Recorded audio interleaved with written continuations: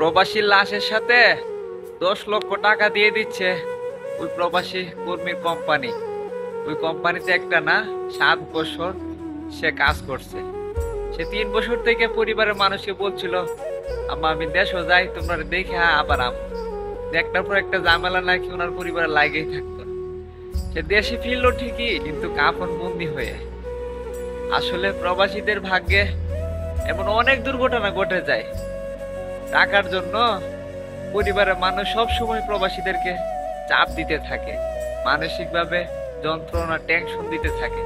আর একটা সময় সহ্য করতে না পেরে একটা প্রবাসী স্ট্রোক করে প্রবাসীর মাটিতে মারা যায়।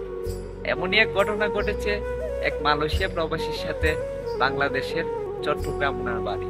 ওনার সঠিক তথ্যগুলো আমি আপনাদেরকে দিচ্ছি না, প্রাইভেসির সমস্যার কারণে। যাই হোক, এখন তো পরিবারের মানুষ আর ঠেকবে না, তাদের কিস্তিগুলা পরিশোধ হয়ে যাবে। কারণ ওই প্রবাসী ছেলে মরার পরেও 10 লক্ষ টাকা নিয়ে যাচ্ছে তার পরিবারের জন্য। কিন্তু এই প্রবাসের মাটিতে মারা যাওয়ার পরে যদি তার কোম্পানি কিছু না দিত, কোম্পানি যদি বলতো দেশের থেকে 5 লক্ষ টাকা আনার পরে লাশটাকে দেশে পাঠাইতে পারবে, তখন কি তার পরিবারে 5 লক্ষ টাকা দিত? আমার মনে হয় না। এমন খুবই কম পরিবার আছে যারা 4 লক্ষ 5 লক্ষ টাকা খরচ করে প্রবাসী লাশটাকে নিয়ে দেয়। কিন্তু ওনার কোম্পানিটা একটু ভালোই ছিল, যার কারণে ওনার কোম্পানি 7 বছরের হিসাব কিতাব কইরা যে টাকাগুলো সে পাওনা হয়েছে ওই টাকাটা কিন্তু ওই কোম্পানি দিয়ে দিছে। এবং ওনার লাশের খরচ যাবত সবকিছু ওই কোম্পানি বহন করছে।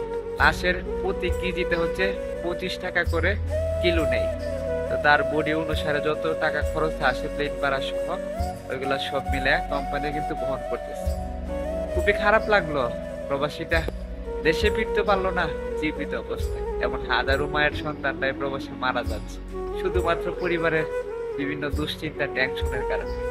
তাই বলবো, ভিডিওটি যারা দেখছেন, যাদের পরিবার থেকে প্রবাসে ছেলে হোক স্বামী হোক থাকে, তাদেরকে মানসিকভাবে টেনশন দিবেন না, তাদেরকে যন্ত্রণা দিবেন না। তারা খুবই পরিশ্রম করে, খুবই কষ্ট করে ইদুর প্রবাসে খুবই টেনশন করে পরিবারের মানুষদেরকে নিয়ে।